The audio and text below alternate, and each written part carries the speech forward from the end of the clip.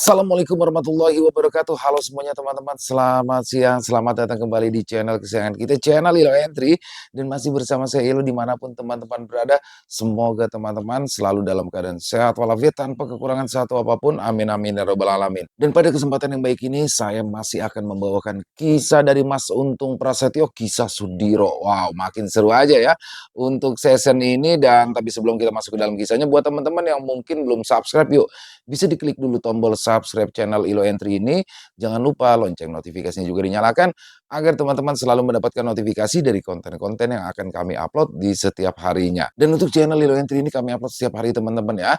Setiap siang jam 12 siang waktu Indonesia bagian Barat. Oke, nggak pakai berlama-lama lagi, pasti udah nggak sabaran kan untuk masuk ke dalam kisahnya.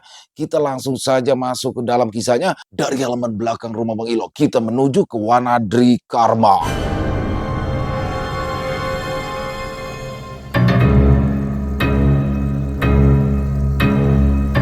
Pertarungan dahsyat melawan penjaga gerbang Wilawang Dwipa.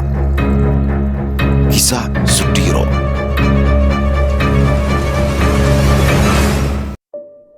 Perlahan-lahan, energi pelindung yang semula menutupi gerbang Kelawang Duara mulai tersibak. Seiring dengan runtuhnya kekuatan Batara Pati dan Batara Suda di hadapan mereka, tampak sebuah celah besar yang terbuka di antara dua tebing batu raksasa, seolah dipahat oleh tangan dewa. Dari celah itu menguar sinar kemasan bercampur hijau membentuk lorong panjang yang berliku. Bolorejo melangkah pertama, diikuti Ki Condrowongso, Sudiro, Gatra Pawira, Wanarupa, dan Wanageni. Setiap langkah mereka memasuki Kelawang Dwipa terasa berat, seolah tanah di sana menguji niat dan keberanian mereka.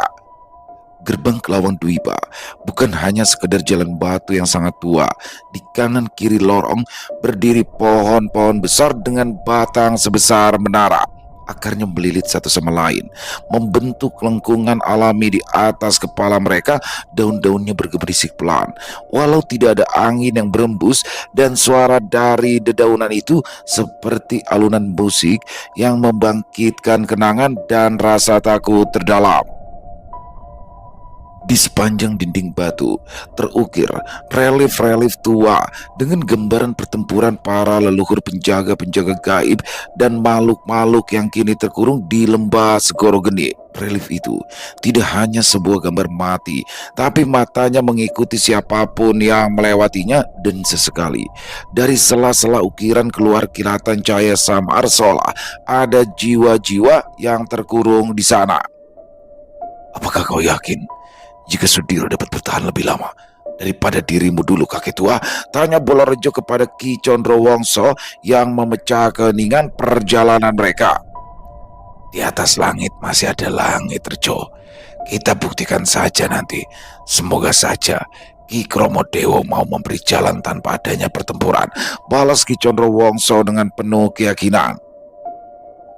Dengarkan aku, Diro. Kekuatan ayahku itu 3-4 kali lipat daripada kekuatanku, dan juga kesaktiannya juga jauh di atasku, ujar Bolorejo sambil menatap ke arah Sudiro. Aku bukan ingin menakut-nakutimu, tapi aku hanya ingin memberi gambaran tentang siapa sebenarnya Kromodewo ayahku itu, imbu Bolorejo lagi dengan wajah tegasnya. Sudiro hanya mengangguk tanda mengerti akan apa yang baru saja disampaikan oleh Bolorejo. Walau awalnya merasa ragu, tapi kini keyakinannya kembali memuncak setelah Tirta Bagja menasehatinya di saat dia mulai goyah. Mereka pun melangkah lebih dalam, menembus lorong Kelawang Dwipa yang kini semakin gelap dan berkelok serta menyempit.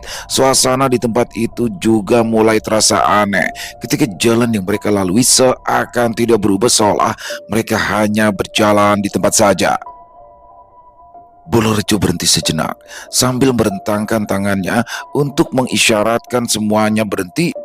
Dia menutup matanya dan menarik nafas panjang, lalu menggumam dengan pelan membaca sebuah mantra yang membuat batu hitam yang menghalangi langkah mereka mulai memedarkan cahaya. Perlahan-lahan batu hitam itu bergetar, retakan halus mulai menjalar dari permukaannya, mengeluarkan semburat cahaya kehijauan yang menyeruak lembut ke dalam lorong yang suram. Suara seperti gumaman makhluk yang sedang tertidur mulai terdengar, dan tidak lama kemudian batu hitam itu pecah menjadi serpian-serpian kecil yang melayang perlahan ke udara, membentuk bola-bola cahaya yang terlihat seperti kunang-kunang di dunia nyata. Di balik batu hitam yang pecah itu, muncul sebuah lorong sempit lain, namun berbeda dari sebelumnya. Aroma wangi bunga liar menyergap penciuman mereka, menciptakan suasana yang menenangkan namun terasa mengancam sekaligus. Bulurjo kembali melangkah, matanya menajam memperhatikan setiap detail yang ada di depan mereka. Langkah berikutnya diikuti oleh Ki Condro Wongso, Sudiro, Gatra Pawira, Wanarupa, dan Wanageni dengan penuh kewaspadaan tinggi.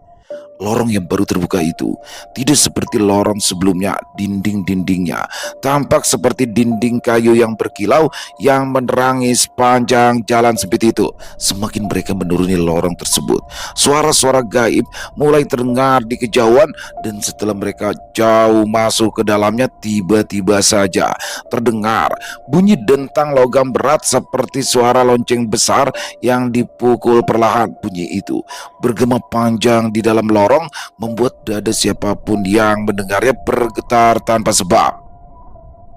Sudiro, Gatra Pawira, dan Wanarupa serta Wanageni saling bertatapan, seakan suara itu membangunkan naluri waspada mereka. Mereka tetap melangkah maju, meski langkah-langkah itu kini menjadi lebih berat, seolah ada kekuatan tak kasat mata yang menahan tubuh mereka untuk terus bergerak. Bunyi dentang logam itu terus saja bergema dengan irama perlahan, dan setiap dentangnya seperti terus menekan batin, menggoyahkan semangat, dan perlahan mencoba membangkitkan keraguan di hati mereka masing-masing.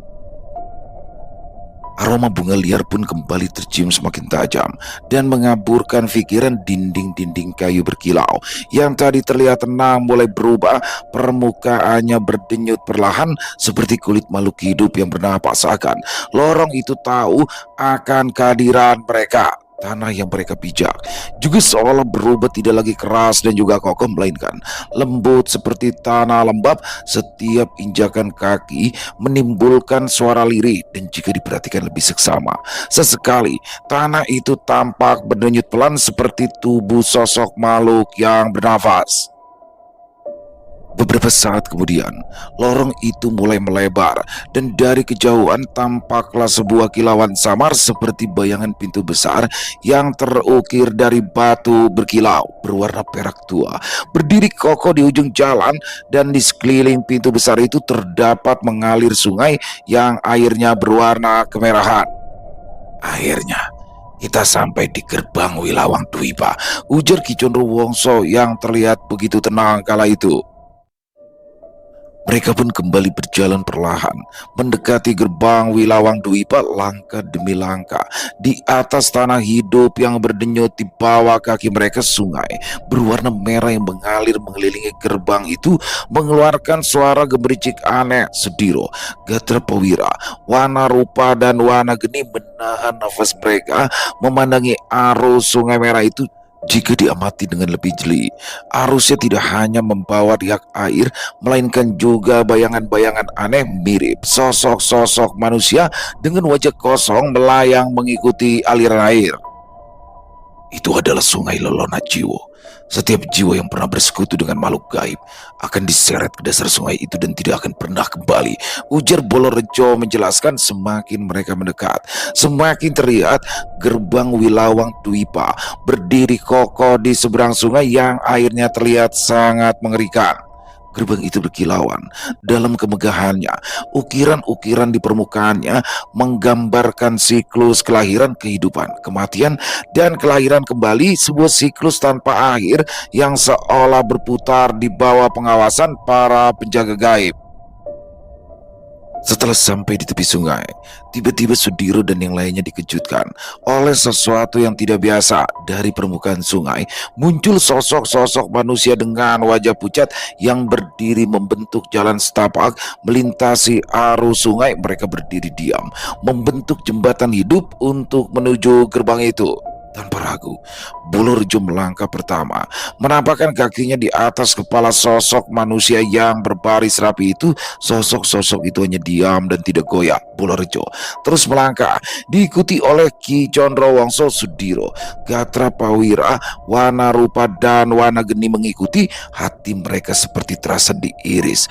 Kenapa harus berjalan di atas sesuatu yang seharusnya menjadi simbol kehormatan? Tiap langkah terasa berat, seolah setiap sosok manusia di bawah kaki mereka menangis pilu karena sebuah penyesalan. Di tengah langkahnya itu, Sudiro merasakan bisikan kecil di telinganya. Suara itu memintanya untuk menyelamatkan orang-orang yang ada di bawah kakinya. Dengan tangisan pilu yang perlahan membuat lemah hatinya, tapi Sudiro berusaha tidak terpancing dengan hal itu. Dia mulai memejamkan mata dan menarik nafas panjang, lalu mengingat tujuan awalnya untuk datang ke tempat itu. Perlahan tapi pasti, langkahnya pun kembali mantap, dan tidak lama kemudian mereka semua sampai di seberang sungai, berdiri di hadapan gerbang Wilawang Dwipa yang kini bergetar dengan perlahan seolah merespon kedatangan mereka. Tidak berselang lama, tepat di depan gerbang itu berdiri satu sosok tegap, berjubah merah bergelombang dengan rambut panjang berkilau perak yang menjuntai hingga ke tanah. Sosok itu tidak bergerak, namun aura yang dipancarkannya terasa seperti gunung berapi yang tenang mematikan, namun tidak terukur dalamnya. Ki Condrowongso menghentikan langkahnya, nafasnya berat, namun sorot matanya penuh keyakinan. Dia sudah menunggu kita, gumamnya sambil menatap ke arah Bolorejo Sudiro, Gatra Pawira, Wanarupa, dan Wanageni. Sosok itu berdiri diam, bagai patung hidup, di hadapan gerbang Wilawang Dwipa yang megah. Tubuhnya tinggi besar, jauh melampaui manusia biasa.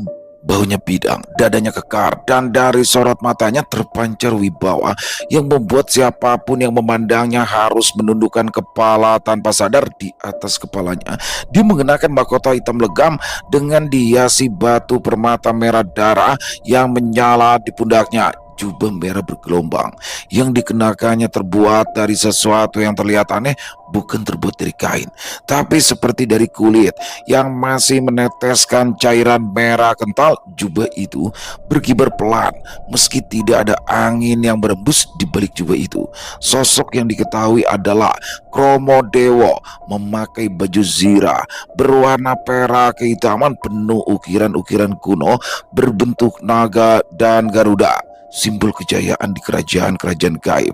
Sabuk besar bertatakan batu hijau membelit pinggangnya, sementara pedang panjang dengan sarung hitam mengkilat menggantung di sisi kirinya, nyaris menyatu dengan tubuhnya. Di dadanya tersemat lambang sebuah tanda kebesaran. Para penjaga Wanadrikarma, wajahnya tampak muda, namun matanya membawa kedalaman usia yang jauh melampaui semua makhluk yang ada di tempat itu. Rambutnya yang panjang menjuntai, bersinar keperakan di bawah sinar redup gerbang, seakan tiap helaian rambutnya mengandung kekuatan yang sangat besar. Sosok itu akhirnya membuka matanya perlahan. Sorot matanya tajam berkilat, namun tidak menunjukkan permusuhan.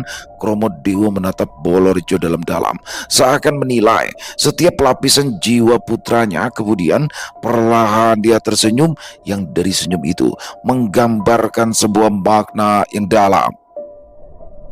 Pantas saja aku mendengar suara gemuruh, seperti sedang terjadi pertempuran besar.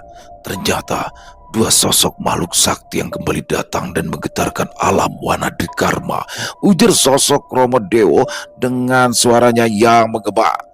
Suasana pun terasa hening ketika sosok penjaga gerbang Wilawang Dwipa itu berbicara. Bolorejo hanya menundukkan kepala, sementara Ki Condrowongso menatap penuh hormat ke arah Kromo Dewo, sedangkan Sudiro, Gatra Pawira, Wanarupa, dan Wanageni terlihat diam sambil sesekali memandang ke arah Ki Condrowongso dan juga Bolorejo.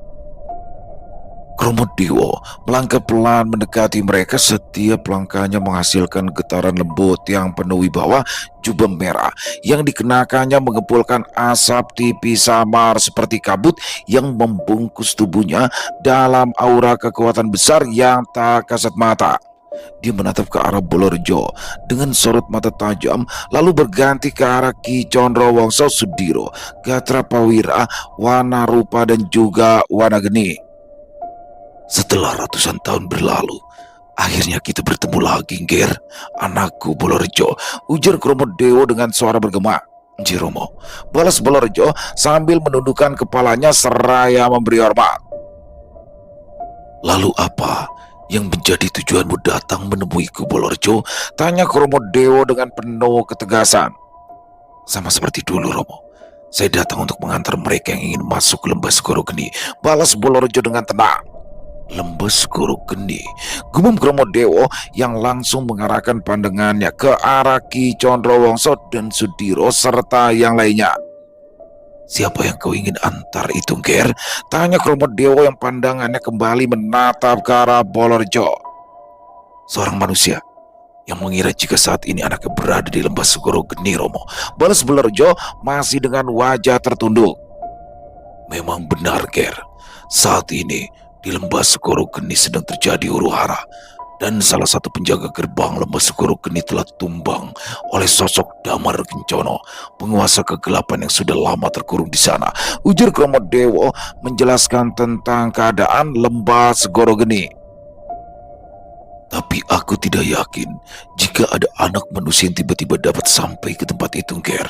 Karena selain harus melewati Wanadrikarma, satu-satunya jalan menuju Lembah Segoro Geni adalah Margomadyo, dan itu adalah sebuah kehampaan yang tidak berujung.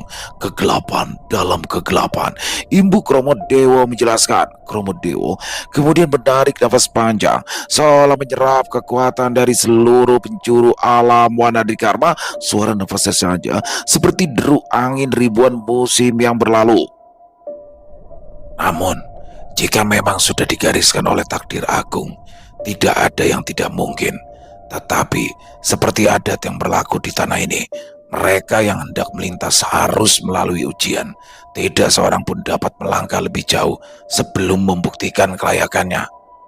Kami telah siap, Ki Kromo. Apapun yang harus kami hadapi, balas Ki Condro Wongso sambil menduduk hormat. Apakah kau yakin akan menghadapiku, manusia? Tanya Kromodewo kepada Sudiro dengan tatapan tajam yang menusuk ke dalam sukma. Maafkan atas kelancangan kami ini, Tuan. Tapi aku harus sampai di Lembah Segoro Geni, walaupun harus bertaruh nyawa sekalipun, balas Sudiro dengan tegas seolah tidak ada lagi rasa takut yang sebelumnya sempat menghantui.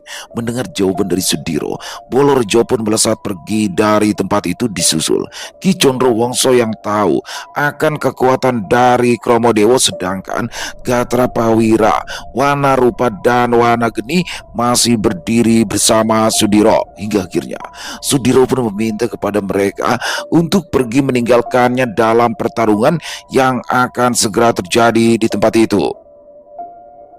Setelah Gatra Pawira dan Wana Rupa serta Wana Geni melesat pergi, Kromodewo pun mengangguk pelan sambil tersenyum. Lalu sosok penjaga gerbang Wilawang Dwipa itu mengangkat tangan kanannya. Seketika tanah di depan gerbang Wilawang Dwipa bergemuruh, dan dari dalam tanah muncul tiga sosok makhluk bertubuh kurus dan berbau busuk. Ketiga sosok tersebut terlihat seperti mayat hidup yang berdiri lemah dengan wujud yang sangat mengerikan.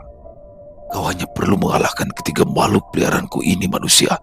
Setelah itu kau bisa melewati gerbang ini, ujar Kromodewo yang seolah menganggap enteng kemampuan Sudiro.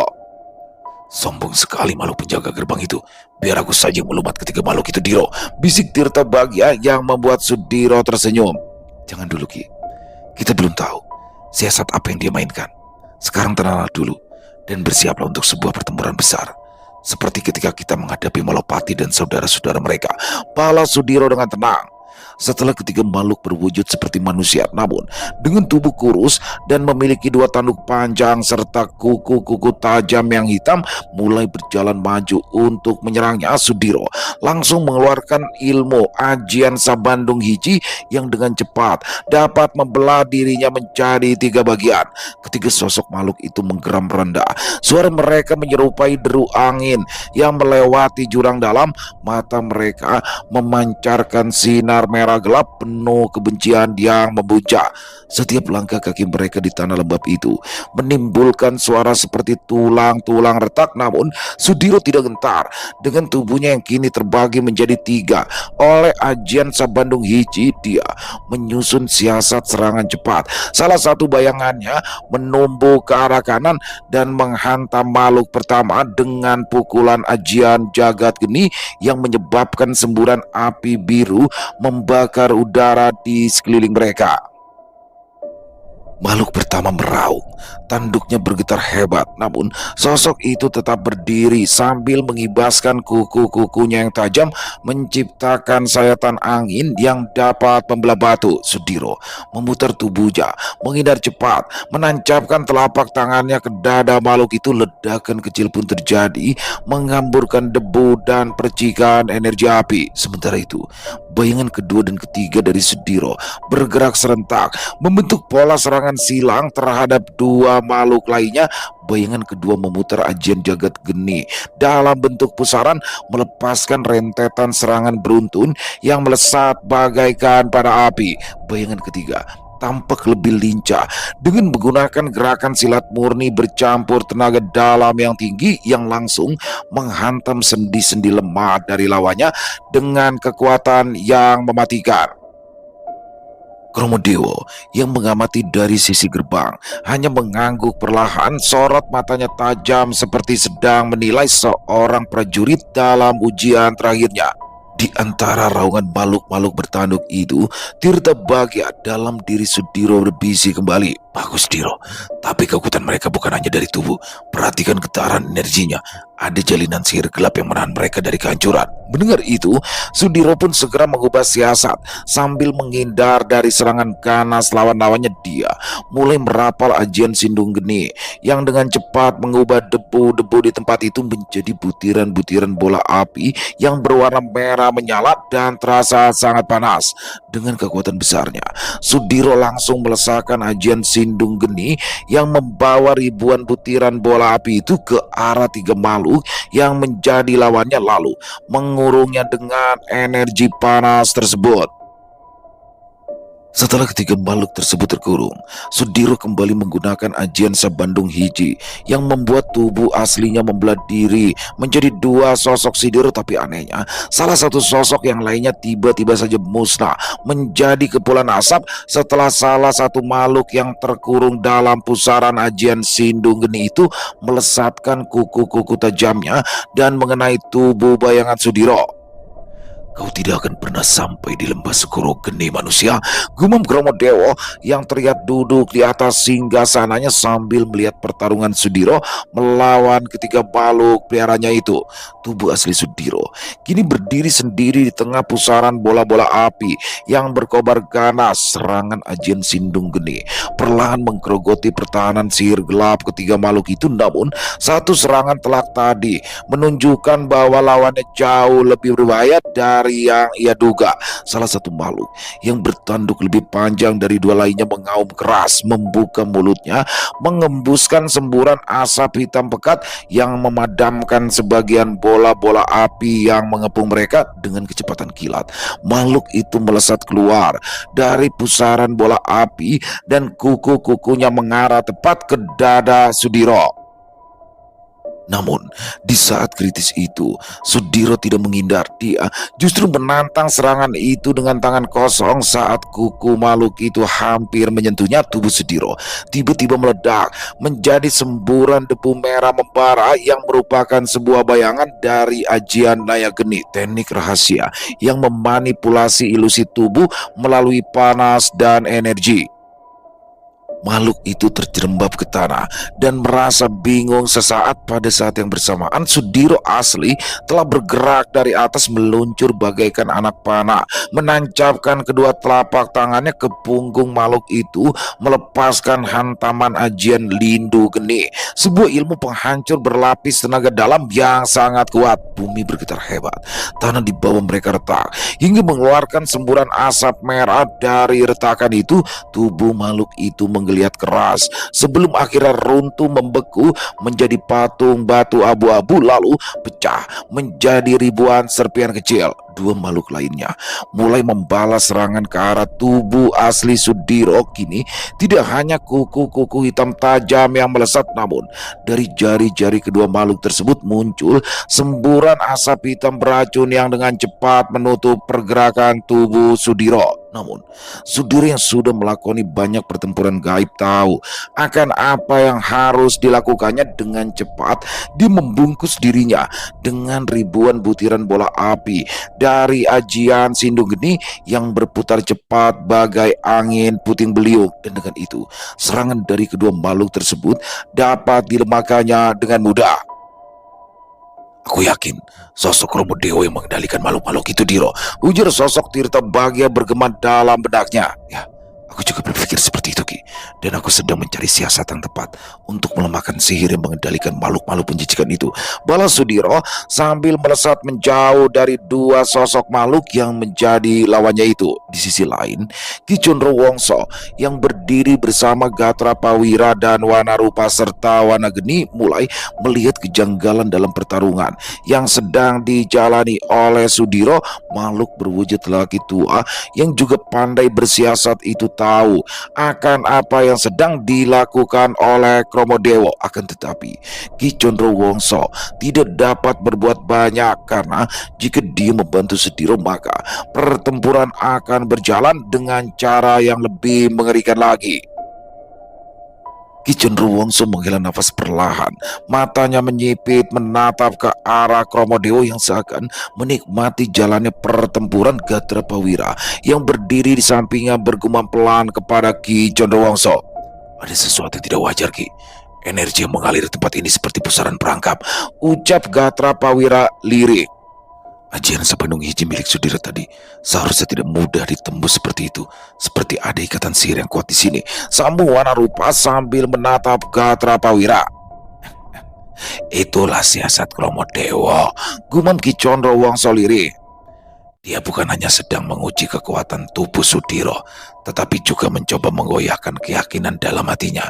Pertarungan ini bukan hanya tentang tubuh dan ajian, melainkan juga tentang kemurnian tujuan dan juga siasat pertempuran, imbu Ki Condro Wongso menjelaskan. Sementara itu, di arena pertempuran, Sudiro mulai merasakan perubahan aneh di sekitarnya. Setiap gerakannya kini seakan diperlambat oleh kekuatan besar yang tidak dapat dilihatnya, dan hawa yang tadinya panas membara kini menjadi dingin menggigit menusuk sampai ke dalam tulang. Selain itu, sosok makhluk yang sudah dihancurkan oleh Sudiro perlahan-lahan bangkit kembali dengan wujud yang sama. Apalagi yang kutunggu, Diro? Sekaranglah waktunya yang tepat untuk bertiwikrama, bisik Tirta Bagya yang seolah sudah tidak tahan untuk segera dapat ikut bertarung. Tunggu dulu, Ki. Belum saatnya, balas Sudiro dengan tenang.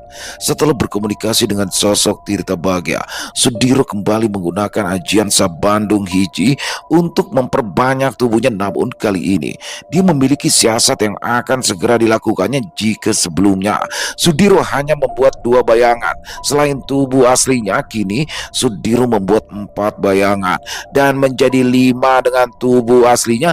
Di tengah pertempuran yang kembali terjadi, tubuh asli Sudiro melesat mundur dan tinggal menyisakan keempat bayangannya yang sedang bertarung melawan ketiga sosok makhluk yang diperintah oleh Kromodewo. Di tengah palagan yang dapat dilihat jelas oleh Kromo Dewo dan juga Ki Condrowongso serta Bolorjo dan yang lainnya, Sudiro tidak dapat menggunakan langsung siasatnya, tapi dengan pengalaman dan ketenangannya Sudiro kembali menggunakan ajian Sabandung Hiji dan kembali mencari dua sosok yang memiliki energi sama besarnya. Namun kali ini kedua tubuh Sudiro mulai menggunakan energi Pancawara yang memungkinkannya bergerak lebih cepat dengan kekuatan yang meningkat pesat. Dengan energi Pancawara yang kini mengalir di seluruh tubuhnya, dua sosok Sudiro melesat bagaikan bayangan kilat yang sulit diikuti mata biasa. Keduanya bergerak mengitari arena pertempuran, memanfaatkan keempat bayangan yang sedang bertarung sebagai pengalih perhatian. Gerakannya begitu halus hingga sosok-sosok bertanduk itu tidak menyadari kehadirannya. Tiap bayangan Sudiro pun bertarung dengan sekuat tenaga, menciptakan ledakan demi ledakan energi ketika bentrok dengan serangan kuku tajam makhluk-makhluk itu dari kejauhan. Seolah-olah Sudiro tengah kewalahan, memberi kesan pada Kromo Dewo bahwa dirinya terdesak. Namun justru di saat itulah siasat Sudiro mulai berjalan. Dengan kekuatan Pancawara, kedua tubuh Sudiro melesat ke tempat di mana Kromo Dewo berada, dan ketika jarak mereka sudah dekat, Sudiro langsung melesatkan ajian Sindung Geni ke arah tubuh Kromo Dewo. Ledakan besar terjadi ketika benturan dua energi besar saling beradu. Energi dari ajian Sindung Geni yang dilapisi oleh energi Pancawara beradu dengan energi pelindung milik Kromo Dewo. Akan tetapi sosok Kromo Dewo yang memiliki kekuatan dan kesaktian jauh melampaui Bolorjo dan juga Ki Condrowongso terlihat hanya tersenyum ketika mendapati serangan cepat dari Sudiro. Apa yang dilakukan oleh Sudiro pun membuat Ki Condrowongso, Bolorjo, Gatrapawira dan lainnya terkejut, karena mereka tahu yang seharusnya dikalahkan oleh Sudiro hanyalah ketiga makhluk bertanduk itu dan bukan Kromo Dewo. Akan tetapi Sudiro tahu jika ketiga makhluk bertanduk itu hanyalah boneka yang dikendalikan oleh kekuatan sihir milik Kromo Dewo. Kromo Dewo masih berdiri di tempatnya, jubah merahnya berkibar hebat. Diterpa ledakan energi, senyum tipis di wajahnya kini berubah menjadi tatapan tajam, dan dalam sekejap tangan kanan Kromo Dewo terangkat. Lalu dari ujung jarinya meluncur benang-benang halus bercahaya hitam yang merupakan sebuah ilmu pengikat jiwa bernama Tali Karma yang mampu melumpuhkan musuh dari dalam sukmanya. Dengan lincah Sudiro menghindar dari Tali Karma, sementara tubuhnya yang lain justru menerima serangan itu dengan sengaja. Namun begitu tali-tali hitam itu membelit tubuh bayangan Sudiro, terjadi ledakan kecil. Tubuh palsu itu meledak menjadi ribuan pecahan energi panas dari ajian Sindung Geni. Ledakan itu tidak hanya membuyarkan konsentrasi Kromo Dewo, tapi juga membuat celah dalam perisai energinya untuk sesaat. Dan di saat itulah tubuh asli Sudiro melesat seperti anak panah, menerjang langsung ke arah Kromo Dewo. Dengan tangan kanan yang berpendar merah menyala melesakkan ajian Jagat Geni yang dipadukan dengan energi Pancawara. Benturan itu berhasil mengacaukan jalinan sihir yang mengendalikan ketiga makhluk bertanduk itu. Mereka mulai bergerak tidak teratur dan beberapa kali terlihat saling menyerang satu sama lain, yang membuat medan energi hitam di tubuh mereka mulai retak dan pecah. Empat tubuh bayangan Sudiro yang bertarung melawan ketiga makhluk itu pun mulai mendesak balik, memanfaatkan kekacauan itu. Pukulan-pukulan dengan energi besar terus dilesakan hingga membuat ketiga makhluk tersebut mulai kewalahan. Sementara itu, Kromo Dewo yang kembali mendapat serangan tidak terduga dari Sudiro mulai terlihat kesal, dan dengan kesaktian yang tinggi serta kekuatannya yang besar, sosok Kromo Dewo mulai melancarkan serangan ke arah Sudiro yang kini berhadapan langsung dengannya. Dengan satu gerakan tangan, Kromo Dewo menciptakan 9 bola api hitam yang melayang mengelilinginya. Setiap bola api itu mengandung sihir pemakan jiwa yang bisa menguras kekuatan serta membelenggu jiwa dari lawannya. Kromo Dewa pun langsung melesat. Lebih cepat dari yang bisa ditangkap mata biasa, tangan kirinya menghantam ke arah kepala Sudiro, sementara tangan kanannya membentuk cakar hitam yang mencoba merobek selubung energi pelindung Sudiro. Sementara itu, dari kejauhan, Ki Condro Wongso, Bolorejo, Gatra Pawira, Wana Rupa dan Wana Geni hanya bisa menatap tubuh mereka diam terpaku, tidak berani ikut campur dalam pertarungan dua kekuatan besar. Mengapa Sudiro tidak juga bertiwikrama? Apa yang akan dia lakukan sebenarnya? Gumam Ki Condro Wongso yang tahu jika seharusnya Sudiro sudah menggunakan kekuatannya bersama Tirta Bagya. Sepertinya dia menunggu saat yang tepat untuk menggunakan kekuatan terbesarnya itu, Ki. Saud Gatra Pawira yang sudah sangat mengenal Sudiro. Serangan demi serangan pun terus dilancarkan oleh Kromo Dewa, baik itu serangan jarak jauh dengan bola-bola api hitamnya dan juga serangan jarak dekat dengan kecepatan luar biasa. Dan di saat Sudiro sedang menghindari 9 bola api yang melesat ke arahnya, tiba-tiba saja Kromo Dewa menghantamkan pukulannya yang tepat mengenai bagian dadanya. Tubuh Sudiro terpental keras menghantam dinding batu Wilawang Dwipa hingga menciptakan retakan dalam yang merambat seperti jaring laba-laba. Darah segar mengalir dari sudut bibirnya, matanya buram dan nafasnya mulai berat. Sementara itu, di hadapannya Kromo Dewa berdiri gagah tanpa sedikit pun goresan, seolah dia bukan sedang bertarung melainkan sekedar membersihkan debu dari pakaiannya. Aura kekuatan dahsyat menyelimuti tubuhnya, membuat tempat di sekelilingnya bergetar dengan pelan. Kau tidak akan pernah bisa menembus Wilawang Dwipa, manusia.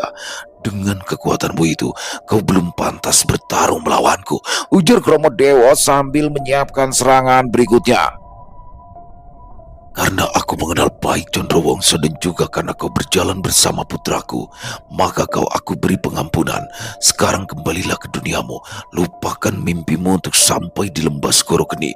Imbuk Kromo Dewa dengan energi besar yang sudah berada di kedua telapak tangannya. Mendengar hal itu, Sudiro hanya tersenyum. Perlahan-lahan dia bangkit sambil mengusap darah yang menetes di sudut bibirnya.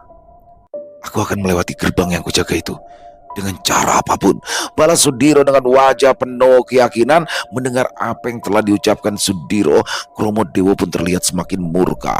Dengan satu gerakan tangannya, dia melepaskan serangan lainnya yang berupa gelombang energi besar. Sebuah pukulan energi murni meluncur seperti longsoran gunung yang menghantam udara dan menekan segala yang ada di depannya. Sudiro berusaha mengangkat tangannya untuk membangun tameng dari ajian Sindung Geni, namun kekuatan gelombang pukulan yang dilesakkan Kromo Dewa terlalu besar dan untuk kedua kalinya Sudiro kembali terpental. Puluhan tombak jauhnya lalu menghantam tanah keras hingga membentuk kawah besar.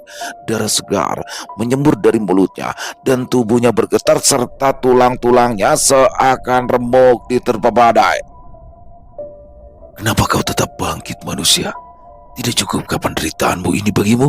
Tanya Kromo Dewa dengan suara datar namun dalamnya seperti palu yang menghantam sukma. Kau memang memiliki kekuatan besar dan kesaktian tinggi, Tuan. Tapi sayangnya kau tidak menyadari satu hal, balas Sudiro yang membuat Kromo Dewa kembali merasa kesal. Lihatlah di sana, Tuan. Itulah tubuh asliku, imbu Sudiro sambil menunjuk ke arah 4 tubuhnya yang lain yang masih bertarung dengan ketiga makhluk bertanduk itu. Jika memang benar begitu, maka aku akan memusnahkanmu dan mengurung jiwamu di Sungai Merah itu, manusia, balas Kromo Dewa sambil mengangkat tangan lagi. Dan dari tangannya muncul bilah tombak gaib hitam berhiaskan semburat ungu yang memancarkan energi penghancur murni. Tamatlah kau, Sudiro, ujar Kromo Dewa sambil melemparkan tombak gaib itu ke arah tubuh Sudiro. Lesakan tombak hitam itu meluncur dengan energi yang sangat besar dan dengan sekejap bila tombak gaib itu langsung menembus tubuh Sudiro, tubuhnya kembali hancur seperti tubuh bayangannya yang membentuk debu-debu api di sekitaran. Debu-debu api itu berputar liar di udara membentuk pusaran merah yang membumbung tinggi. Tubuh Sudiro yang tadi terlihat hancur ditembus bilah tombak gaib itu kini lenyap tak bersisa. Kromodewo berdiri diam, menatap debu yang berjatuhan perlahan. Wajahnya terlihat dingin lalu membalikan tubuhnya seolah hendak kembali ke singgasananya. Semuanya telah berakhir, gumamnya Lirik. Sementara itu, di kejauhan, di tempat mereka berdiri, Ki Condro Wongso hanya bisa menatap kosong ke medan pertempuran. Jari-jarinya mengepal erat, hingga urat-urat yang menegang seolah menahan raungan batin yang tak bisa diungkapkan. Di samping Ki Condrowongso, Gatra Prawira terlihat tidak percaya dengan apa yang telah terjadi di sana. Dia sama sekali tidak menyangka jika Sudiro akan dapat dimusnahkan oleh Kromodewo. Sementara itu, Wana Rupa yang biasanya begitu tegar dan juga tenang kini memejamkan matanya rapat-rapat, sedangkan Wana Geni terlihat memendam amarah besar dengan mengeluarkan seluruh energinya dan siap melesat ke arah Kromodewo. Apa yang kau pikirkan itu kini terbukti, Condrowongso. Lihatlah, manusia itu akhirnya musnah dan kalian semua tidak akan pernah sampai di lembah Segoro Gede, ujar Bolorejo memecah keheningan.